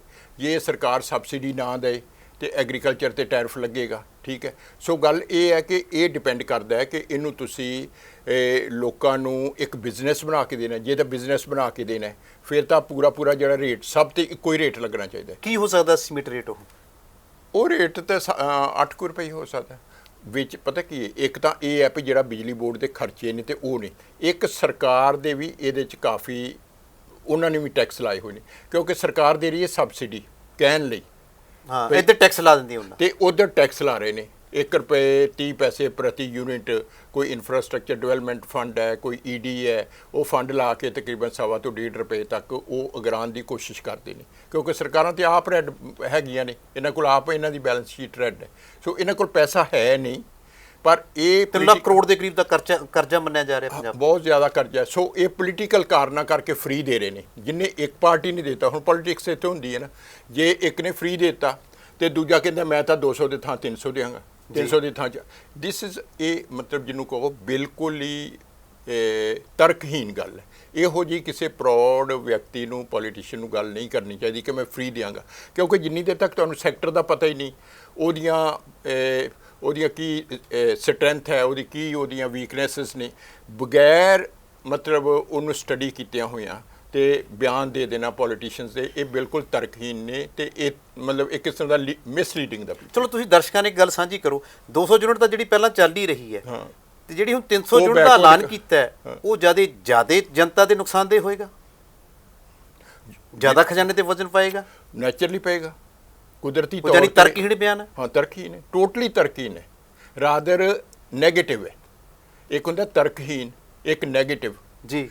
ਜੋ ਤੁਸੀਂ ਵੱਧ ਬਿਜਲੀ ਅਨਾਉਂਸ ਕਰ ਦਿੰਦੇ ਹੋ ਫ੍ਰੀ, ਜੀ, ਜਿਹੜਾ ਬੰਦਾ ਅੱਜ ਸੋਚ ਰਿਹਾ ਕਿ ਮੈਂ ਮਤਲਬ 200 ਯੂਨਿਟ ਤੱਕ ਰੱਖਾਂ, ਉਹ ਕੱਲ ਨੂੰ 300 ਯੂਨਿਟ ਤੱਕ ਰੱਖੇਗਾ ਜੀ। ਉਹ ਆਪਣੀ ਐਡਜਸਟਮੈਂਟ ਦੂਆ 500 ਵਾਲਾ ਵੀ ਆ ਸਕਦਾ। ਹਾਂ, ਆ ਸਕਦਾ, ਉਹ ਵੀ ਆ ਸਕਦਾ, ਥੋੜਾ ਜਿਹਾ ਥੱਲੇ ਕਰਕੇ ਵੀ ਆ ਸਕਦਾ। ਸੋ ਇਸ ਕਰਕੇ ਇਹ ਤਰਕਹੀਨ ਨੇ, ਨੈਗੇਟਿਵ ਵੀ ਹੈ, ਨਾ ਪੱਖੀ। ਅੱਛਾ, ਇਹ ਨੈਗੇਟਿਵ ਹੈ, ਨਕਾਰਾਤਮਕ ਹੈ, ਤੇ ਆਪਣੇ ਭਵਿੱਖ ਵਾਸਤੇ ਵੀ ਤੇ ਉਪਭੋਗਤਾ ਵਾਸਤੇ ਵੀ। ਅੱਛਾ, ਤੁਸੀਂ ਥੋੜਾ ਜਿਹਾ ਕਿ ਇਹਦੇ 'ਚ ਇੱਕ ਗੱਲ ਮੈਂ ਐਡ ਕਰਦਾ, ਜੇ ਮਿਲ ਵੀ ਗਏ ਪੈਸੇ ਜੀ, ਉਹ ਅਲਟੀਮੇਟਲੀ ਤਾਂ ਸਰਕਾਰ ਨੂੰ ਕਿੱਥੋਂ ਆਉਣੇ ਨੇ? ਸਰਕਾਰ ਨੇ ਲੋਕਾਂ ਤੋਂ, ਜਿਵੇਂ ਮੈਂ ਦੱਸਿਆ ਨਾ, ਭਈ ਪਹਿਲਾਂ ਵੀ ਉਧਰੋਂ ਦੇ ਰਹੇ ਨੇ ਸਬਸਿਡੀ, ਉਧਰ ਲਾ ਰਹੇ ਨੇ, ਉਹ ਇਧਰੋਂ ਟੈਕਸ ਵਧਾ ਦੇਣਗੇ। ਹਾਂ, ਇਹ ਤੁਸੀਂ ਥੋੜਾ ਜਿਹਾ ਕਲੀਅਰ ਕਰੋ। ਜਿਵੇਂ ਤੁਸੀਂ ਦੱਸਿਆ ਸੀਗਾ ਵੀ ਜਿਹੜੀਆਂ ਆਪਾਂ ਸਬਸਿਡੀਆਂ ਦੇ ਰਹੇ ਨੇ, 200 ਯੂਨਿਟ ਦੇ ਰਹੀ ਹੈ ਕੁਝ ਖਾਸ ਵਰਗਾਂ ਨੂੰ, ਆ ਹੁਣ ਐਲਾਨ ਕੀਤਾ ਗਿਆ, ਗਰੰਟੀ ਦਿੱਤੀ ਗਈ ਹੈ, ਐਲਾਨ ਕੀ ਗਰੰਟੀ ਦਿੱਤੀ ਗਈ ਹੈ ਕਿ 300 ਯੂਨਿਟ ਦੇਵਾਂਗੇ। ਉਹ ਹੁਣ ਜਿਹੜਾ ਇੱਥੋਂ ਸਬਸਿਡੀ ਚਲੀ ਜਾਂਦੀ ਹੈ, ਪਹਿਲਾਂ ਤਾਂ ਸਬਸਿਡੀ ਦੱਸੋ ਕਿੰਨੀ ਜਾ ਰਹੀ ਹੈ, ਦੂਸਰਾ ਇਹ ਹੈ ਕਿ ਉਹ ਸਬਸਿਡੀ ਫਿਰ ਟੈਕਸ ਦੇ ਰੂਪ ਦੇ ਵਿੱਚ ਹੀ ਦੂਸਰਿਆਂ ਤੋਂ ਲਈ ਜਾਂਦੀ ਹੈ। ਸਬਸਿਡੀ ਤਾਂ ਦੇਖੋ ਤਕਰੀਬਨ 10,000 ਕਰੋੜ ਰੁਪਈਆ, 10,000 ਕਰੋੜ ਹੈ, 6,000 ਦੇ ਕਰੀਬ ਇਹਨਾਂ ਦੀ ਹੈ, ਐਗਰੀਕਲਚਰ ਦੀ ਹੈ, 1,500-2,000 ਦੇ ਲੱਗ ਜਾਗੇ ਇੰਡਸਟਰੀ ਦੀ ਹੈ, ਬਾਕੀ ਉਹ ਜਿਹੜੇ ਸੈਕਸ਼ਨਸ ਨੇ ਜਿਨ੍ਹਾਂ ਨੂੰ ਫ੍ਰੀ ਬਿਜਲੀ ਦਿੱਤੀ ਜਾਂਦੀ ਹੈ। ਸੋ ਕੁੱਲ ਮਿਲਾ ਕੇ 10,000 ਦੇ ਕਰੀਬ ਦਿੱਤੀ ਜਾਂਦੀ। ਉਹੀ ਟੈਕਸ ਫਿਰ ਤੁਸੀਂ ਯੂਨਿਟ ਤੇ ਲਾ ਜਾਂਦੇ ਵੀ, ਜਾਨੀ ਇਹ ਕਮਾਈ ਜਾਂਦੀ। ਉਹਦੇ 'ਚ ਪੂਰਾ ਉਹਨਾਂ ਨੂੰ ਉਹਦੇ 'ਚੋਂ ਵੀ ਨਹੀਂ ਅਗਰਾਈ ਹੁੰਦੀ, ਤੇ ਉਹਦਾ ਜਿਹੜਾ ਰਿਜ਼ਲਟ ਹੈ, ਕੰਸੀਕੁਐਂਸ ਉਹ ਹੈ ਕਿ ਸਰਕਾਰ ਦੇ ਨਹੀਂ ਰਹੀ ਪੈਸੇ ਮਹਿਕਮੇ ਨੂੰ। ਜਿਵੇਂ ਹੁਣ ਸਰਕਾਰ ਨੇ ਬਿਜਲੀ ਖਰੀਦਣੀ ਸੀ, 1 ਅਪ੍ਰੈਲ ਚੜ੍ਹ ਗਿਆ ਜੀ, PSPCL ਨੇ ਬਿਜਲੀ ਖਰੀਦਣੀ ਹੈ, ਗਵਰਨਮੈਂਟ ਨੇ ਇਹਨਾਂ ਨੂੰ 7,000 ਕਰੋੜ ਰੁਪਈਆ ਦੇਣਾ ਸੀ, ਉਹ ਦਿੱਤਾ ਨਹੀਂ, ਤੇ ਟਾਈ ਅਪ ਕਿਵੇਂ ਕਰਨਗੇ ਬਿਜਲੀ ਖਰੀਦਣ ਲਈ? ਮੇਰੀ ਗੱਲ ਸਮਝ ਗਏ ਹੋ ਨਾ? ਜਿਨ੍ਹਾਂ ਕੋਲ ਪੈਸਾ ਹੀ ਨਹੀਂ, ਅਗਲੇ ਨੂੰ ਪੈਸਾ ਦਿਓਗੇ ਤਾਂ ਹੀ ਤੁਸੀਂ ਬਿਜਲੀ ਖਰੀਦ ਸਕੋਗੇ ਨਾ। ਸੋ ਸਰਕਾਰ ਪੂਰੀ ਸਬਸਿਡੀ ਹੁਣ ਜਿੰਨੀਆਂ ਅਨਾਉਂਸ ਕੀਤੀਆਂ ਹੋਈਆਂ, ਉਹ ਵੀ ਸਬਸਿਡੀ ਪੂਰੀ ਸਮੇਂ ਸਿਰ PSPCL ਨੂੰ ਨਹੀਂ ਦੇ ਪਾ ਰਹੀ, ਜਿਹਦੇ ਕਰਕੇ ਇਹਦੀ ਸਾਰੀ ਪਲੈਨਿੰਗ ਜਿਹੜੀ ਹੈ ਉਹ ਬਹੁਤ ਜ਼ਿਆਦਾ ਸੰਕਟ 'ਚ ਹੈ। ਜੇ ਸਬਸਿਡੀ ਖਤਮ ਕਰ ਦਿੱਤੀ ਜਾਵੇ, ਉਹ ਆਪਾਂ ਇਹਦੇ ਹੋਰ ਨੁਕਤਿਆਂ 'ਤੇ ਫੇਰ ਆਵਾਂਗੇ, ਫੇਰ ਬਿਜਲੀ ਦਾ ਰੇਟ ਘਟ ਸਕਦਾ। ਉਹ ਤਾਂ ਨੈਚੁਰਲ, ਜਦੋਂ ਤੁਸੀਂ ਕਹਿ ਰਹੇ ਹੋ ਕਿ ਸਬਸਿਡੀ ਇੱਕ ਨਕਾਰਾਤਮਕ ਚੀਜ਼ ਹੈ, ਇਹ ਹੋਣੀ ਹੀ ਨਹੀਂ ਚਾਹੀਦੀ, ਤੇ ਜਿਹੜੀ ਹੁਣ 8 ਰੁਪਏ ਯੂਨਿਟ ਦੀ ਗੱਲ ਕਰਦੇ ਹਾਂ, ਉਹ ਫਿਰ ਘਟ ਸਕਦੀ ਹੈ। ਹਾਂ, ਉਹ ਤਾਂ ਘਟੇਗੀ। ਫਿਰ ਕਿੰਨੀ ਘਟ ਸਕਦੀ ਹੈ? ਉਹ ਤਾਂ 2 ਰੁਪਏ ਘਟ ਜੂ। ਨਹੀਂ, ਰੁਪਈਆ ਕੋ ਘਟੇਗੀ। ਦੇਖੋ ਮੈਂ ਤੁਹਾਨੂੰ ਇੱਕ ਦੱਸਾਂ, ਕਈ ਨਾ ਮਿਸਲੀਡਿੰਗ ਚੀਜ਼ਾਂ ਹੁੰਦੀਆਂ। ਮੈਂ ਹੁਣ ਦਿੱਲੀ ਦੀ ਐਗਜ਼ਾਮਪਲ ਦੇਣਾ। ਦਿੱਲੀ ਦਾ ਡੋਮੈਸਟਿਕ ਦਾ ਛੱਡ ਦਿਓ 1 ਮਿੰਟ ਲਈ, ਉਹਨਾਂ ਦਾ ਇੰਡਸਟਰੀਅਲ ਤੇ ਕਮਰਸ਼ੀਅਲ ਦੋਵੇਂ ਹੀ ਪੰਜਾਬ ਤੋਂ 2 ਤੋਂ 2.5 ਰੁਪਏ ਪ੍ਰਤੀ ਯੂਨਿਟ ਜ਼ਿਆਦਾ ਨੇ। ਉਹਨੂੰ ਕਹਿੰਦੇ ਨੇ ਟੈਕਨੀਕਲ ਟਰਮ 'ਚ ਕ੍ਰਾਸ ਸਬਸਿਡਾਈਜੇਸ਼ਨ। ਉਹ ਇੱਕ ਸੈਕਟਰ ਨੂੰ ਦੇ ਦਿੱਤੀ, ਦੂਜੇ ਤੇ ਜੇਬ ਤੇ ਜ਼ਿਆਦਾ ਬੋਝ ਪਾ ਦਿੱਤਾ। ਇੱਕ ਤਾਂ ਹੁੰਦਾ ਕਿ ਵਿਦਨ ਦੀ ਸੈਕਟਰ ਹੀ ਤੁਸੀਂ ਕ੍ਰਾਸ ਸਬਸਿਡਾਈਜ਼ ਕਰ ਦਿਓ, ਉਹ ਫਿਰ ਵੀ ਜੇ ਸਰਕਾਰ ਨੇ ਦੇਣੀ ਹੈ ਕ੍ਰਾਸ ਸਬਸਿਡਾਈਜੇਸ਼ਨ, ਤੇ ਉਹ ਫਿਰ ਸਰਕਾਰ ਤੇ ਬੋਝ ਪੈਂਦਾ, ਤੇ ਸਰਕਾਰ ਨੇ ਫਿਰ ਲੋਕਾਂ ਤੋਂ ਲੈਣਾ। ਸਰਕਾਰ ਕੋਲ ਆਪਣਾ, ਚਲੋ ਕਹਿਣ ਦਾ ਮਤਲਬ ਇਹੀ ਹੈ ਕਿ ਜਿਹੜਾ ਆਪਾਂ ਕਿਸੇ ਨੂੰ ਸਹੂਲਤ ਦਿੰਦੇ ਆ, ਉਹੀ ਦੂਸਰੇ ਰਾਸਤਿਓਂ ਲੋਕਾਂ ਤੋਂ ਹੀ ਲੈਣੀ ਹੈ, ਲੋਕਾਂ ਨੂੰ ਦੇ ਕੇ ਲੋਕਾਂ ਨੂੰ ਲੈਣੀ। ਜੇ ਤਾਂ ਵਾਕਈ ਉਹ ਪ੍ਰੋਸਪਰ ਸੈਕਸ਼ਨ ਹੈ, ਇੰਡਸਟਰੀ ਨੂੰ ਪ੍ਰੋਫਿਟ ਹੋ ਰਿਹਾ ਹੈ ਲਾਰਜ ਸਕੇਲ, ਉਹਦੇ ਤੇ ਵੱਧ ਲਾਤਾ, ਦੈਟ ਕੈਨ ਬੀ ਐਕਸੈਪਟਡ। ਪਰ ਜੇ ਸਮਾਲ ਪਾਵਰ ਹੈ, ਜੇ ਸਮਾਲ ਪਾਵਰ ਤੇ ਵੀ ਤੁਸੀਂ ਵੱਧ ਕਰ ਰਹੇ ਹੋ ਚਾਰਜ, ਤੇ ਫਿਰ ਉਹ ਇੰਡਸਟਰੀ ਨਹੀਂ ਗਰੋ ਕਰੇਗੀ। ਸੋ ਇਹ ਜਿਹੜੀ ਸਬਸਿਡਾਈਜ਼ ਇਹ ਹੈਗਾ ਨਾ ਸਸਤੀ ਬਿਜਲੀ ਦੇਣੀ, ਇਹ ਐਕਚੁਅਲੀ ਬਹੁਤ ਵਿਚਾਰ ਅਧੀਨ, ਜਿਵੇਂ ਭਈ ਐਗਰੀਕਲਚਰ ਸੈਕਟਰ ਨੂੰ ਵੀ ਜਦੋਂ ਦਿੱਤੀ ਗਈ ਬਿਜਲੀ ਉਦੋਂ ਬਹਿਸਾਂ ਤੇ ਬੜੀਆਂ ਹੋਈਆਂ, ਪਰ ਉਹਨਾਂ ਨੇ ਕਿਹਾ ਵੀ ਸਾਡਾ ਬਹੁਤ ਜ਼ਿਆਦਾ ਆਰਥਿਕ ਤੌਰ ਤੇ ਪਛੜਿਆ ਹੋਇਆ ਤੇ ਉਹਨਾਂ ਨੂੰ ਦੇਣੀ ਪਈ, ਫਿਰ ਦੂਜਿਆਂ ਨੂੰ ਦੇਣੀ ਪਈ, ਫਿਰ ਇੰਡਸਟਰੀ ਨੂੰ ਦੇਣੀ ਪਈ, ਉਹ ਸਾਰੇ ਆ ਗਏ। ਜਦੋਂ ਸਾਰੇ ਹੀ ਆ ਗਏ ਤੇ ਇਹਦਾ ਮਤਲਬ ਕਿ ਸਬਸਿਡੀ ਦਾ ਕੋਈ ਮਤਲਬ ਹੀ ਨਹੀਂ ਰਿਹਾ, ਕੋਈ ਮਤਲਬ ਯਾਨੀ ਨਹੀਂ। ਸਬਸਿਡੀ ਇੱਕ ਸਿਆਸੀ ਨੁਕਤਾ ਵੋਟਾਂ ਵਾਸਤੇ ਸਿੱਧੀ ਜੀ ਗੱਲ ਨਹੀਂ ਬਣਦੀ ਹੈ ਤੁਹਾਡੇ ਹਿਸਾਬ ਨਾਲ। ਅੱਛਾ ਹੁਣ ਇਹ ਦੱਸੋ, ਸਰਦਾਰਾ ਸਿੰਘ ਜੌਲ ਐਡੇ ਪਦਮ ਭੂਸ਼ਣ ਨੇ, ਬਹੁਤ ਮਾਹਰ ਨੇ ਐਗਰੀਕਲਚਰ ਖੇਤਰ ਦੇ, ਉਹਨਾਂ ਦਾ ਵੀ ਕਹਿਣਾ ਵੀ ਜਿਹੜੀ ਮੁਫਤ ਨੀਤੀ ਹੈ ਨਾ, ਬਿਜਲੀ ਨੂੰ ਮੁਫਤ ਦੇਣਾ, ਇਹ ਕਿਤੇ ਨਾ ਕਿਤੇ ਵਾਤਾਵਰਨ ਨੂੰ ਵੀ ਹਿੱਟ ਕਰ ਰਹੀ ਹੈ। ਜਿਹੜਾ ਬਿਜਲੀ ਦਾ ਉਹ ਕਿਵੇਂ ਕਰ ਰਹੀ ਹੈ ਹਿੱਟ, ਥੋੜਾ ਜਿਹਾ ਤਫਸੀਲ ਨਾਲ ਤੁਸੀਂ ਦਰਸ਼ਕਾਂ ਨੂੰ ਦੱਸੋ ਕਿ ਉਹਨਾਂ ਦਾ ਮੰਨਣਾ ਹੈ ਕਿ ਜਿਹੜਾ ਪਾਣੀ ਦਾ ਜਿਹੜਾ ਪੱਧਰ ਥੱਲੇ ਜਾ ਰਿਹਾ ਪੰਜਾਬ ਦਾ, ਇਹ ਇੱਕ ਵੱਡਾ ਕਾਰਨ ਹੈ ਇਹ ਬਿਜਲੀ, ਮੁਫਤ ਬਿਜਲੀ ਦੇਣਾ। ਕੀ ਹੈ ਇਹ? ਹਾਂ ਠੀਕ ਹੈ। ਕਿਵੇਂ? ਇਹਦੇ 'ਚ ਦੇਖੋ ਗੱਲ ਇਹ ਹੈ ਕਿ ਬੇਸਿਕਲੀ ਤਾਂ ਹੁਣ ਵੀ ਬਹੁਤ ਸਾਰੇ ਡੀਜ਼ਲ ਪੰਪਿੰਗ ਸੈੱਟ ਲੱਗੇ ਹੋਏ ਨੇ ਜੀ। ਸੋ ਜੇ ਲੋਕਾਂ ਦੀਆਂ ਕ੍ਰੌਪ ਪੈਟਰਨ ਜੋ ਹੈ, ਜੇ ਪੈਡੀ ਮੇਨ ਫਸਲ ਰਹਿਣੀ ਹੈ, ਫਿਰ ਤਾਂ ਭਾਵੇਂ ਡੀਜ਼ਲ ਚੱਲੇ ਤੇ ਭਾਵੇਂ ਬਿਜਲੀ ਚੱਲੇ, ਫਿਰ ਤਾਂ ਉਹ ਪਾਣੀ ਦੇ ਸੰਕਟ ਤੇ ਕੋਈ ਅਸਰ ਨਹੀਂ ਪੈਣਾ। ਜੇ ਫਸਲਾਂ ਦਾ ਪੈਟਰਨ ਇਹੋ ਜਿਹਾ ਹੋਏ ਜਿਹਦੇ 'ਚ ਪਾਣੀ ਦੀ ਲੋੜ ਘੱਟ ਪਏ, ਪਾਣੀ ਦੀ ਲੋੜ ਘੱਟ ਪਏ, ਫਸਲੀ ਚੱਕਰ ਚੇਂਜ ਕਰਨਾ ਪੈਣਾ, ਹਾਂ ਉਹ ਕਰੇ, ਉਹਦੇ ਨਾਲ ਫਾਇਦਾ ਹੁੰਦਾ। ਜੇ ਕ੍ਰੌਪ ਪੈਟਰਨ ਇਹ ਰਹਿੰਦਾ ਤੇ ਜੇ ਬਿਜਲੀ ਨਾ ਵੀ ਦਿਓਗੇ ਤੇ ਲੋਕ ਡੀਜ਼ਲ ਬਾਲ ਕੇ ਵੀ ਉਹ ਆਪਣੀ ਫਸਲ ਜਿਹੜੀ ਹੈ ਉਹ ਪੈਦਾ ਕਰਦੇ ਨੇ। ਵੀ ਯਾਨੀ ਕਿ ਫਸਲੀ ਚੱਕਰ ਇੱਕ ਚੇਂਜ ਹੋਣਾ ਚਾਹੀਦਾ। ਇੱਕ ਆ ਮੁਫਤ ਬਿਜਲੀ ਵੀ ਇੱਕ ਕਾਰਨ ਬਣ ਰਹੀ ਹੈ ਵਿੱਚ, ਕਹਿੰਦੇ ਹੁਣ ਯਾਨੀ ਕਿ ਇਹ ਸੰਬੰਧਿਤ ਵਿਭਾਗਾਂ ਦੀ ਇੱਕ ਰਿਪੋਰਟ ਵੀ ਹੈ ਕਿ ਆਉਂਦੇ ਯਾਨੀ 2-3 ਦਹਾਕਿਆਂ ਦੇ ਵਿੱਚ ਪੰਜਾਬ ਦੀ ਯਾਨੀ ਕਿ ਮਰੂਥਲ ਵਰਗੀ ਸਥਿਤੀ ਹੋ ਸਕਦੀ ਹੈ। ਉਹ ਤਾਂ ਹੈ, ਦੈਟਸ ਟਰੂ। ਪਾਣੀ ਕਿਉਂਕਿ ਕਿੰਨੇ ਬਲੋਕ ਜਿਨ੍ਹਾਂ ਨੂੰ ਆਪਾਂ ਡਾਰਕ ਬਲੋਕਸ ਕਹਿੰਦੇ ਆ, 2 ਤੋਂ 2.5 ਫੁੱਟ 2.5 ਤੋਂ 3 ਫੁੱਟ ਨੀਚੇ ਜਾ ਰਿਹਾ ਜੀ ਹਰ ਸਾਲ। ਜਾ ਰਿਹਾ ਪਾਣੀ, ਜਾ ਰਿਹਾ। ਇਹ ਤਾਂ ਫੈਕਟ ਹੈ ਵੀ ਜਿੰਨਾ ਪਾਣੀ ਆਪਾਂ ਡਰਾ ਕਰ ਰਹੇ ਹਾਂ, ਇਹ ਉਸ ਗੱਲ ਨੂੰ ਵੱਧ ਰਹੇ ਹਾਂ। ਸਾਰੀ ਇਕੋਲੋਜੀ ਖਰਾਬ ਹੋ ਰਹੀ ਹੈ, ਇਕੋਲੋਜੀ ਖਰਾਬ ਹੋ ਰਹੀ ਹੈ ਸਾਰੀ। ਇਹਦੇ ਨਾਲ ਪਾਵਰ ਪਲਾਂਟਾਂ ਕਰਕੇ ਵੀ ਗਰਮੀ ਤਾਂ ਜਾਂਦੀ ਹੈ ਐਟਮੋਸਫੀਅਰ 'ਚ, ਬਾਕੀ ਵੀ ਜਾਂਦੀ ਹੈ, ਸੋ ਗਲੇਸ਼ੀਅਰ ਪਿਘਲ ਰਹੇ ਨੇ, ਉਹ ਤਾਂ ਪੂਰੀ ਇਕੋਲੋਜੀ ਦਾ ਨਾਸ ਹੋ ਰਿਹਾ ਆਉਣ ਵਾਲੇ 20-25 ਸਾਲਾਂ 'ਚ। ਜੇ ਤੁਹਾਡੇ ਧਿਆਨ 'ਚ ਹੁਣ ਆਪਣੇ ਪ੍ਰਾਈਵੇਟ ਜਿਹੜੇ ਥਰਮਲ ਪਲਾਂਟ ਕਿੰਨੇ ਨੇ ਜਿਹੜੇ ਕੀਤੇ ਨੇ? 3 ਨੇ ਸਾਡੇ ਤਾਂ ਇੱਥੇ। ਇੱਕ ਲਹਿਰਾ ਮੁਹੱਬਤ, ਨਾਲ ਲਹਿਰਾ ਮੁਹੱਬਤ ਕਿਨੇ, ਤਲਵੰਡੀ ਸਾਬੋ, ਰਾਜਪੁਰਾ ਤੇ ਗੋਇੰਦਵਾਲ ਸਾਹਿਬ। ਅੱਛਾ ਹਾਂਜੀ 3 ਨੇ ਤੇ ਇਹ 'ਚ ਮਤਲਬ ਤਲਵੰਡੀ ਵਾਲਾ ਬੰਦ ਹੋ ਗਿਆ। 3960 ਮੈਗਾਵਾਟ, 2 ਸਾਡੇ ਆਪਣੇ ਸਨ। ਅੱਛਾ ਨਹੀਂ 3 ਆਪਣੇ ਨੇ। ਬਠਿੰਡਾ ਸੀ ਉਹ ਬਿਲਕੁਲ ਬੰਦ ਕਰਤਾ। ਰੋਪੜ ਥਰਮਲ ਪਲਾਂਟ ਸੀ, ਇਹਦੇ 6 ਚੋਂ 2 ਯੂਨਿਟ ਬੰਦ ਕਰਤੇ, 420। ਇਹ ਬਿਲਕੁਲ ਲੋੜ ਨਹੀਂ ਸੀ, ਇਹ ਬਿਲਕੁਲ ਲੋੜ ਨਹੀਂ ਸੀ। ਅੱਜ ਦੇ ਸਮੇਂ ਵਿੱਚ ਇਹਨਾਂ ਨੂੰ ਬੰਦ ਕਰਨ ਦੀ ਲੋੜ ਨਹੀਂ ਸੀ। It was a political game. ਵੀ ਯਾਨੀ ਕਿ ਬਿਨਾਂ ਸੋਚਿਆ ਸਮਝਿਆ ਲਿਆ ਗਿਆ ਬਿਲਕੁਲ ਬਿਲਕੁਲ ਬਿਨਾਂ ਸੋਚੇ ਸਮਝੇ ਨਹੀਂ, ਬਾਇਸਡ ਵੀ ਕੋਈ ਗੱਲ ਦਿਮਾਗ 'ਚ ਹੈਗੀ ਹੈ ਵੀ ਮੈਂ ਆਹ ਕਰਨਾ ਜੀ, ਠੀਕ ਹੈ। ਜਿਵੇਂ ਬਠਿੰਡਾ ਵਾਲਾ ਹੈ, ਉਹਦੇ 'ਚ ਕੋਈ ਜਿਹੜੇ ਬੰਦੇ ਨੇ, ਪੋਲੀਟੀਸ਼ੀਅਨ ਨੇ ਡਿਸੀਜਨ ਲਿਆ, ਉਹਦੇ ਦਿਮਾਗ 'ਚ ਕੋਈ ਗੱਲ ਹੈ ਕਿ ਮੈਂ ਆਹ ਕਰਨਾ ਤੇ ਅੰਕੜਿਆਂ ਨੂੰ ਤੋੜ ਮਰੋੜ ਕੇ ਪੇਸ਼ ਕਰਕੇ। ਇੱਕ ਚੀਜ਼ ਹੁੰਦੀ ਹੈ ਸੋਸ਼ਲ ਇੰਪੈਕਟ ਅਸੈਸਮੈਂਟ। ਤੁਸੀਂ ਕਿਸੇ ਚੀਜ਼ ਨੂੰ ਵੀ ਡਿਸੀਜਨ ਲੈਣ ਤੋਂ ਪਹਿਲਾਂ ਇਹ ਦੇਖੋ ਕਿ ਲੋਕਾਂ 'ਤੇ ਕੀ ਅਸਰ ਪਏਗਾ, ਕਿੰਨਿਆਂ ਦੀ ਇੰਪਲਾਇਮੈਂਟ ਜਾ ਰਹੀ ਹੈ, ਕਿੰਨੇ ਘਰ ਉਜੜ ਰਹੇ ਨੇ। ਸੋ ਉਹਦੇ ਨਾਲ ਇੱਕ ਰੁਜ਼ਗਾਰ ਦਾ ਵੀ ਹੁੰਦਾ, ਤੁਸੀਂ ਬਹੁਤ ਸਾਰੇ ਲੋਕਾਂ ਦਾ ਰੁਜ਼ਗਾਰ ਖਤਮ ਕਰ ਰਹੇ ਹੋ।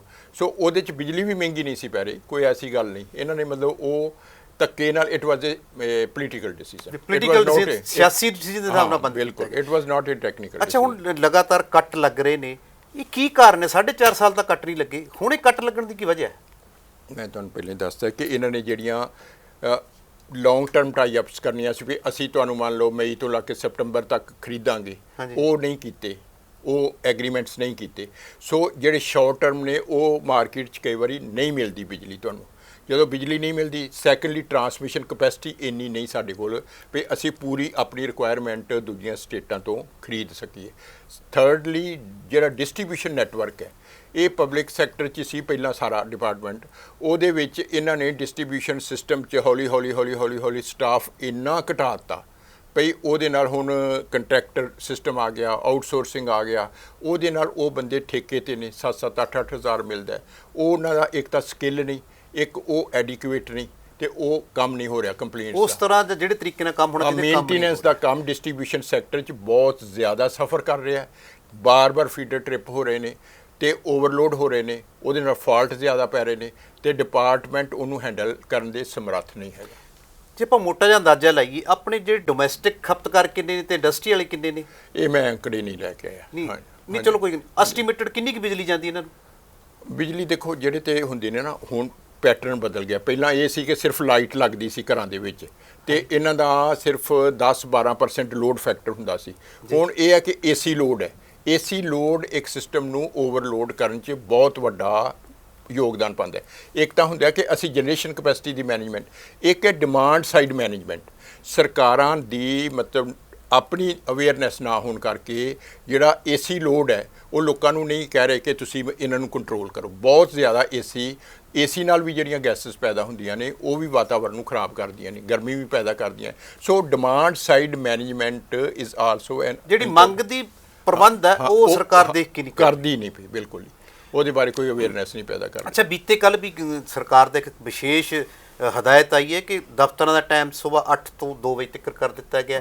ਏਸੀ ਬੰਦ ਕਰਨ ਦੀ ਗੱਲ ਹਦਾਇਤ ਦੇ ਦਿੱਤੀ ਗਈ ਹੈ। ਵੱਡੀਆਂ ਇੰਡਸਟਰੀਆਂ ਨੂੰ ਬੰਦ ਕਰਨ ਦਾ ਕਹਿ ਦਿੱਤਾ ਗਿਆ, ਉਹਦਾ ਟਾਈਮ ਨਿਸ਼ਚਿਤ ਕਰ ਦਿੱਤਾ ਗਿਆ। ਕੀ ਇਹਦੇ ਨਾਲ ਫਰਕ ਪਊ?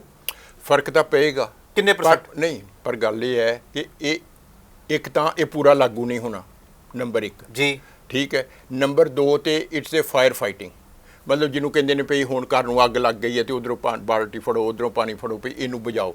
ਸੋ ਇਹ it's not required. So government ਕਰ ਰਹੀ ਹੈ ਉਪਰਾਲਾ, ਕਿਉਂਕਿ ਸਿਸਟਮ ਨੂੰ ਮੈਨੇਜ ਤਾਂ ਕਰਨਾ ਹੀ ਹੈ ਕਿਸੇ ਤਰ੍ਹਾਂ। ਜੇ ਲੋਡ ਜ਼ਿਆਦਾ ਹੋ ਜਾਏ ਤੇ ਜਨਰੇਸ਼ਨ ਘੱਟ ਹੋਏ, ਸਿਸਟਮ ਕੋਲੈਪਸ ਕਰ ਜਾਂਦੇ ਨੇ।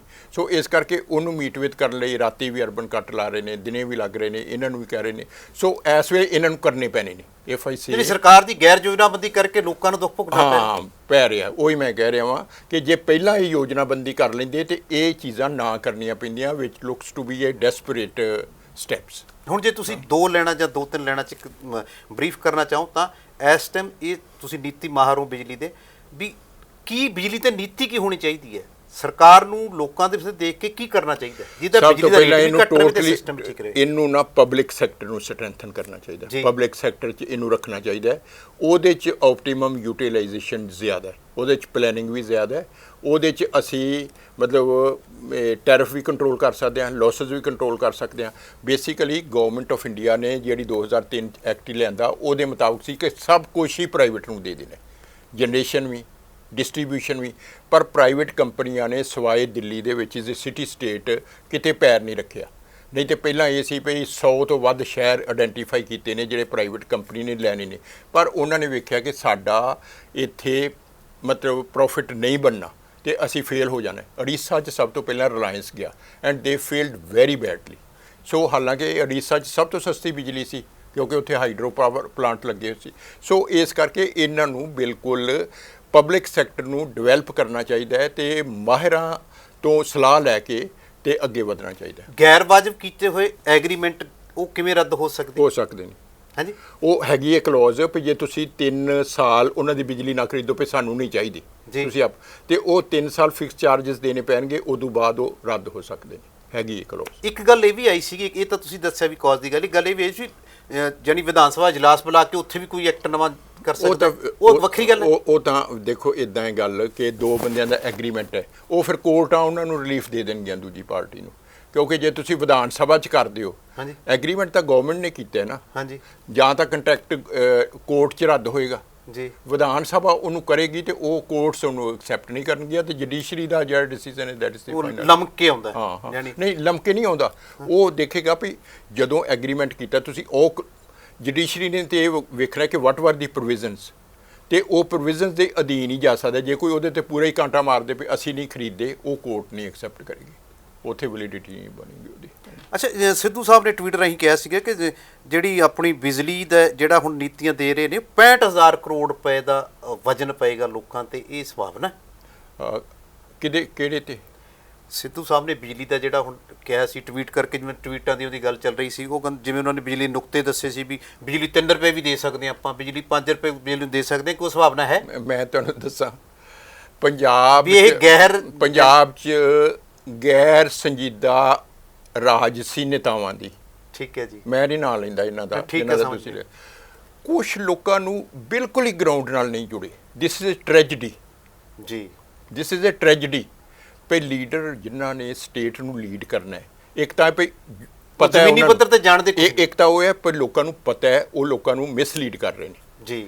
ਹੋ ਸਕਦਾ ਕੇਜਰੀਵਾਲ ਨੂੰ ਪਤਾ ਹੋਏ, ਹਾਲਾਂਕਿ ਦਿੱਲੀ 'ਚ ਸਰਕਾਰ ਤਾਂ ਕਰ ਹੀ ਕੁਛ ਨਹੀਂ ਰਹੀ, ਸਾਰਾ ਸੈਕਟਰ ਟਾਟਾ ਤੇ ਰਿਲਾਇੰਸ ਦੀਆਂ ਕੰਪਨੀਆਂ ਕੋਲ ਹੈ ਜੀ। ਇਹ ਦੱਸਦੇ ਨੇ ਉਹਨਾਂ ਨੂੰ, ਰੈਗੂਲੇਟਰ ਨੂੰ। ਉੱਥੇ ਵੀ 3 ਚੀਜ਼ਾਂ ਨੇ, ਇੱਕ ਰੈਗੂਲੇਟਰ ਹੈ, ਇੱਕ ਸਰਕਾਰ ਹੈ ਤੇ ਇੱਕ ਕੰਪਨੀਆਂ ਨੇ। ਇਹਨਾਂ ਤਾਂ ਇਹ ਦੱਸਣਾ ਹੈ ਵੀ ਇਹਦੇ ਤੇ ਅਸੀਂ ਇੰਨੀ ਸਬਸਿਡੀ ਦੇ ਸਕਦੇ ਹਾਂ। ਉੱਥੇ ਸਰਕਾਰ ਦਾ ਇੰਨਾ ਹੀ ਰੋਲ ਹੈ। ਉੱਥੇ ਤਾਂ ਪਾਵਰ ਸੈਕਟਰ ਮੈਨੇਜ ਹੀ ਨਹੀਂ ਕਰ ਰਹੇ। ਪਾਵਰ ਸੈਕਟਰ ਮੈਨੇਜ ਤਾਂ ਪ੍ਰਾਈਵੇਟ ਕੰਪਨੀਆਂ ਕਰ ਰਹੀਆਂ ਨੇ ਸਾਰਾ। ਉੱਥੇ ਪੰਜਾਬ 'ਚ ਆਪਣੀ ਸਟੇਟ ਦੀ ਯੂਟਿਲਿਟੀ ਮੈਨੇਜ ਕਰ ਰਹੀ ਹੈ। ਸੋ ਇਸ ਕਰਕੇ ਪੰਜਾਬ 'ਚ ਨਾ ਬਹੁਤ ਜ਼ਿਆਦਾ ਗੈਰ ਸੰਜੀਦਗੀ ਹੈ ਅਤੇ ਬਹੁਤ ਜ਼ਿਆਦਾ ਜਿਹਨੂੰ ਇੱਕ ਤਾਂ ਜੁਮਲਾ ਸ਼ਬਦ ਹੁੰਦਾ, ਇਹ ਬਹੁਤ ਜੁਮਲੇ ਤੋਂ ਵੀ ਅੱਗੇ ਦੀ ਗੱਲ ਹੈ। ਬਹੁਤ ਜ਼ਿਆਦਾ ਲਿਫਾਫੇਬਾਜ਼ੀ ਹੈ ਟੋਟਲੀ। ਜਿਨ੍ਹਾਂ ਨੂੰ ਪਤਾ ਹੀ ਨਹੀਂ ਸੈਕਟਰ ਦਾ, ਉਹ ਵੱਡੀਆਂ ਸਟੇਟਮੈਂਟਾਂ, ਜਿਵੇਂ ਤੁਸੀਂ 3 ਰੁਪਏ ਦੀ ਗੱਲ ਕਰਤੀ। ਹਾਂ ਬਿਲਕੁਲ ਆਈ ਰਿਕਾਰਡਡ।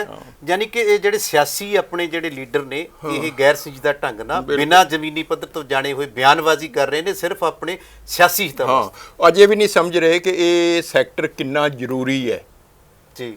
ਇਹਨਾਂ ਨੂੰ ਤਾਂ ਸਾਰੀਆਂ ਪਾਰਟੀਆਂ ਨੂੰ ਇਕੱਠੇ ਹੋ ਕੇ ਇੱਕ ਮਾਡਲ ਤਿਆਰ ਕਰਨਾ ਚਾਹੀਦਾ ਵੀ ਹਾਂ ਇੱਥੇ ਅਸੀਂ ਐਗਰੀ ਕਰਦੇ ਆ। ਮਾਡਲ ਦੀ ਤਾਂ ਗੱਲ ਨਹੀਂ ਕਰਦੇ ਤੁਸੀਂ, ਗੱਲ ਸੈਕਟਰ ਦੀ ਕਰੋ ਨਾ ਵੀ ਇੱਥੇ ਆਹ ਸੁਧਾਰ ਕਰੀਏ, ਇੱਥੇ ਆਹ ਕਰੀਏ, ਇੱਥੇ ਆਹ ਕਰੀਏ। ਇਹ ਤਾਂ ਕੋਈ ਵੀ ਕਹਿ ਦੇਗਾ ਕਿ ਇਹ ਐਲਾਨ ਕਰ ਰਹੇ ਨੇ, ਗਰੰਟੀਆਂ ਦੇ ਰਹੇ ਨੇ, ਸੁਧਾਰ ਦੀ ਕੋਈ ਗੱਲ ਨਹੀਂ ਕਰ ਰਹੇ। ਕਿਉਂਕਿ basic infrastructure reforms, man power planning ਬੜਾ ਵੱਡਾ ਸੈਕਟਰ ਹੈ, ਜਨਰੇਸ਼ਨ ਬੜਾ ਵੱਡਾ ਸੈਕਟਰ ਹੈ, ਉਹਦੇ ਤੇ ਗੱਲ ਹੀ ਕੋਈ ਨਹੀਂ ਹੋ ਰਹੀ। ਮਾਡਰਨਾਈਜੇਸ਼ਨ ਬੜਾ ਵੱਡਾ ਸੈਕਟਰ ਹੈ। ਬਿਜਲੀ ਬੰਦ ਹੁੰਦੀ ਹੈ ਵੀ ਇੱਕਦਮ ਬੰਦਾ ਉੱਥੇ ਪਹੁੰਚੇ, 10 ਮਿੰਟ 'ਚ ਹੋਏ, ਉਹਦੀ ਕੰਜ਼ਿਊਮਰ ਫੋਰਮ ਦੀ ਕੋਈ ਗੱਲ ਹੀ ਨਹੀਂ ਹੋ ਰਹੀ।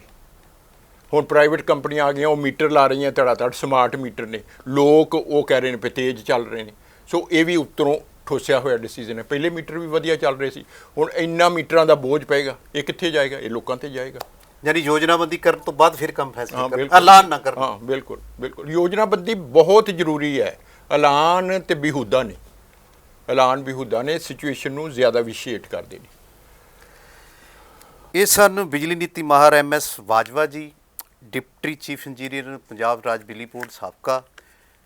ਉਹਨਾਂ ਦਾ ਕਹਿਣਾ ਹੈ ਕਿ ਜੋ ਸਿਆਸੀ ਧਿਰਾਂ ਦੇ ਲੀਡਰ ਨੇ, ਉਹ ਇਸ ਮਸਲੇ ਨੂੰ ਜ਼ਮੀਨੀ ਪੱਧਰ 'ਤੇ ਜਾਣਦੇ ਹੀ ਨਹੀਂ। ਉਹ ਸਿਰਫ ਐਲਾਨ ਕਰ ਰਹੇ ਨੇ। ਇਹੋ ਜਿਹੀਆਂ ਨੀਤੀਆਂ ਜਿਹੜੀਆਂ ਸਿਆਸੀ ਹਿੱਤਾਂ ਵਾਸਤੇ ਨੇ, ਉਹ ਕਿਸੇ ਮਾਹਿਰ ਦੀ ਰਾਏ ਨਹੀਂ ਲੈਂਦੇ, ਜੋ ਕਿ ਲੈਣੀ ਚਾਹੀਦੀ ਹੈ। ਕੋਈ ਯੋਜਨਾਬੰਦੀ ਨਹੀਂ ਹੈ। ਜਿੰਨੇ ਵੀ ਐਲਾਨ ਕੀਤੇ ਜਾ ਰਹੇ ਨੇ, ਉਹਨਾਂ ਵਿੱਚ ਕੀ ਹੈ ਕਿ ਸਬਸਿਡੀ ਇੱਕ ਵਾਰੀ ਐਲਾਨ ਕਰਤੀ, ਉਹੀ ਪੈਸਾ ਉੱਥੇ ਰੇਟ ਵਧਾ ਦੇਣਾ, ਉੱਥੇ ਟੈਕਸ ਵਧਾ ਦੇਣਾ, ਉਹੀ ਲੈ ਕੇ ਉੱਧਰ ਰਾਉਂਡੇਬਲ ਘੁੰਮਦਾ ਰਹਿੰਦਾ ਹੈ। ਇਸ ਕਰਕੇ ਇਹ ਗੈਰ ਸੰਜੀਦਾ, ਗੈਰ ਜ਼ਿੰਮੇਵਾਰਾਂ ਤਰੀਕੇ ਨਾਲ ਗਤੀਵਿਧੀਆਂ ਹੋ ਰਹੀਆਂ ਨੇ, ਜਦੋਂ ਕਿ ਆਉਣ ਵਾਲੀਆਂ ਵਿਧਾਨ ਸਭਾ ਚੋਣਾਂ ਦੇ ਵਿੱਚ ਬਿਜਲੀ ਸੰਕਟ ਤੇ ਬਿਜਲੀ ਦਾ ਮੁੱਦਾ, ਜਿਹੜੇ ਹੁਣ ਦੇ ਹਾਲਾਤ ਨੇ, ਰੁਝਾਨ ਮਿਲ ਰਹੇ ਨੇ, ਉਹਦੇ ਤੱਕ ਮੇਨ ਮੁੱਦਾ ਬਣਨ ਦੀ ਸੰਭਾਵਨਾ ਹੈ। ਸਿਆਸੀ ਤਰ੍ਹਾਂ ਦਾ ਐਲਾਨ ਇਸ ਢੰਗ ਨਾਲ ਕਰ ਰਹੀਆਂ ਨੇ ਕਿ ਐਲਾਨ ਵੀ ਨਹੀਂ, ਗਰੰਟੀ ਦੇ ਰਹੇ ਨੇ ਕਿ ਅਸੀਂ 300 ਜਾਂ 200 ਯੂਨਿਟ ਫ੍ਰੀ ਦੇਵਾਂਗੇ, ਜੋ ਕਿ ਨੀਤੀ ਮਾਹਰ ਦੇ ਹਿਸਾਬ ਨਾਲ, ਬਾਜਵਾ ਸਾਹਿਬ ਦੇ ਨਾਮ ਨਾਲ ਬਹੁਤ ਗੈਰ ਸੰਜੀਦਾ ਅਤੇ ਗੈਰ ਜ਼ਮੀਨੀ ਬਿਆਨ ਹੈ, ਜੋ ਕਿ ਅਮਲ ਵਿੱਚ ਨਹੀਂ ਆ ਸਕਦਾ। ਅਤੇ ਜੇ ਉਹ ਕਹਿੰਦੇ ਨੇ ਦਿੱਲੀ ਦੀ ਗੱਲ ਕਰਦੇ ਹਾਂ, ਦਿੱਲੀ ਤਾਂ ਪ੍ਰਾਈਵੇਟ ਕੰਪਨੀਆਂ ਚਲਾ ਰਹੀਆਂ ਨੇ। ਦੂਸਰਾ ਇਹ ਹੈ ਕਿ ਪ੍ਰਾਈਵੇਟਕਰਨ, ਨਿੱਜੀਕਰਨ ਕਰਨਾ ਆਮ ਲੋਕਾਂ ਦੇ ਲਈ ਗਲਤ ਹੈ। ਇਹ ਸਿਆਸੀ ਧਿਰਾਂ ਨੂੰ ਸੋਚਣ ਦੀ ਲੋੜ ਹੈ, ਸਮਝਣ ਦੀ ਲੋੜ ਹੈ। ਜਿੱਥੇ ਨੀਤੀਆਂ ਅਪਣਾਈਆਂ ਜਾਣਗੀਆਂ, ਉਦੋਂ ਬਾਅਦ ਹੀ ਇਸ ਸੈਕਟਰ ਦੇ ਵਿੱਚ ਕੋਈ ਸੁਧਾਰ ਹੋ ਸਕਦਾ। ਗੱਲ ਸੁਧਾਰਾਂ ਦੀ ਹੋਣੀ ਚਾਹੀਦੀ ਹੈ, ਐਲਾਨਾਂ ਦੀ ਨਹੀਂ ਹੋਣੀ ਚਾਹੀਦੀ। ਫਿਰ ਕੋਈ ਲੋਕ ਹਿੱਤੀ ਇਹ ਵਿਸ਼ੇ 'ਤੇ ਗੱਲ ਬਣ ਸਕਦੀ ਹੈ। ਬਾਕੀ ਲੋਕਾਂ ਨੇ ਸੋਚਣਾ। ਚੋਣਾਂ ਨਜ਼ਦੀਕ ਨੇ। ਉਹ ਸਿਆਸੀ ਧਿਰਾਂ ਦੇ ਇਹਨਾਂ ਨੇ ਤਾਂ ਇਹ ਕਿਹਾ ਕਿ ਜੁਮਲੇ ਨਹੀਂ, ਜੁਮਲੇ ਤੋਂ ਵੀ ਇੱਕ ਲਿਫਾਫੇਬਾਜ਼ੀ ਨੂੰ ਕਿਹਾ। ਇਹ ਤਾਂ ਲਿਫਾਫੇਬਾਜ਼ੀ ਵਾਲੇ ਬਿਆਨ ਨੇ, ਜੁਮਲੇ ਤੋਂ ਵੀ ਅੱਗੇ ਦੀ ਗੱਲ ਕਰ ਦਿੱਤੀ ਨੇ। ਉਹ ਸਿਆਸੀ ਧਿਰਾਂ ਦੀ ਇਹਨਾਂ ਲਿਫਾਫੇਬਾਜ਼ੀਆਂ ਨੂੰ ਸਮਝਣਗੇ ਅਤੇ ਜ਼ਮੀਨੀ ਪੱਧਰ 'ਤੇ ਕਿਸੇ ਐਸੇ ਮਾਹੌਲ ਨੂੰ ਪੈਦਾ ਕਰਨਗੇ, ਜਿਸ ਕਰਕੇ ਇਹਨਾਂ ਸਿਆਸੀ ਧਿਰਾਂ ਨੂੰ ਸੋਚਣ ਲਈ ਮਜਬੂਰ ਹੋਣਾ ਪਵੇ। ਅਸੀਂ ਅਜਿਹੇ ਮਸਲੇ ਜੋ ਸਿੱਧੇ ਲੋਕਾਂ ਨਾਲ, ਸਿੱਧੇ ਜਨ ਨਾਲ ਜੁੜੇ ਹੋਏ ਮਸਲੇ ਨੇ, ਉਹ ਦਰਸ਼ਕਾਂ ਨਾਲ ਸਾਂਝੇ ਕਰਦੇ ਰਹਿੰਦੇ ਨੇ। ਅਤੇ ਸਾਡੀ ਕੋਸ਼ਿਸ਼ ਰਹਿੰਦੀ ਹੈ ਕਿ ਦਰਸ਼ਕਾਂ ਤੱਕ ਅਜਿਹੀਆਂ ਜਾਣਕਾਰੀਆਂ ਸਮੇਂ-ਸਮੇਂ 'ਤੇ ਮਿਲਦੀਆਂ ਰਹਿਣ। ਅਤੇ ਪੁਣ ਛਾਣ ਦੇ ਵਿੱਚ ਇਹੀ ਨਿਕਲਿਆ ਕਿ ਲੋਕਾਂ ਨੂੰ ਸੋਚਣ ਦੀ ਲੋੜ ਹੈ, ਲੋਕਾਂ ਨੂੰ ਸਮਝਣ ਦੀ ਲੋੜ ਹੈ ਕਿ ਉਹ ਆਪਦੇ ਵੋਟ ਦਾ ਅਧਿਕਾਰ ਕਿਸ ਤਰ੍ਹਾਂ ਇਸਤੇਮਾਲ ਕਰਨ। ਦੂਸਰਾ, ਸਿਆਸੀ ਧਿਰਾਂ ਨੂੰ, ਲੀਡਰਾਂ ਨੂੰ ਆਪਦੇ ਲਿਫਾਫੇਬਾਜ਼ੀ ਨੂੰ ਛੱਡ ਕੇ ਜ਼ਮੀਨੀ ਪੱਧਰ 'ਤੇ ਆ ਕੇ ਯੋਜਨਾਬੱਧ ਤਰੀਕੇ ਨਾਲ ਇਸ ਸੰਕਟ ਨੂੰ ਵੋਟਾਂ ਲਈ ਉਭਾਰਨ ਦੀ ਬਜਾਏ ਲੋਕਾਂ ਲਈ ਉਭਾਰ ਕੇ ਇਹਦਾ ਹੱਲ ਕਰਨ ਦੀ ਸੋਚਣ ਦੀ ਲੋੜ ਹੈ। ਅਸੀਂ ਇਹ ਮਸਲੇ ਲੈ ਕੇ ਮਿਲਦੇ ਰਹਿੰਦੇ ਹਾਂ। ਜੇ ਸਾਡਾ ਪ੍ਰੋਗਰਾਮ ਇਹ ਠੀਕ ਲੱਗਦਾ ਤਾਂ ਇਸ ਨੂੰ ਸ਼ੇਅਰ ਅਤੇ ਲਾਈਕ ਜ਼ਰੂਰ ਕਰੋ, ਅਤੇ ਚੈਨਲ ਨੂੰ ਸਬਸਕ੍ਰਾਈਬ ਜ਼ਰੂਰ ਕਰੋ, ਅਤੇ ਲਗਾਤਾਰ ਦੇਖਦੇ ਰਹੋ ਸਕਾਈ ਨਿਊਜ਼ ਪੰਜਾਬ।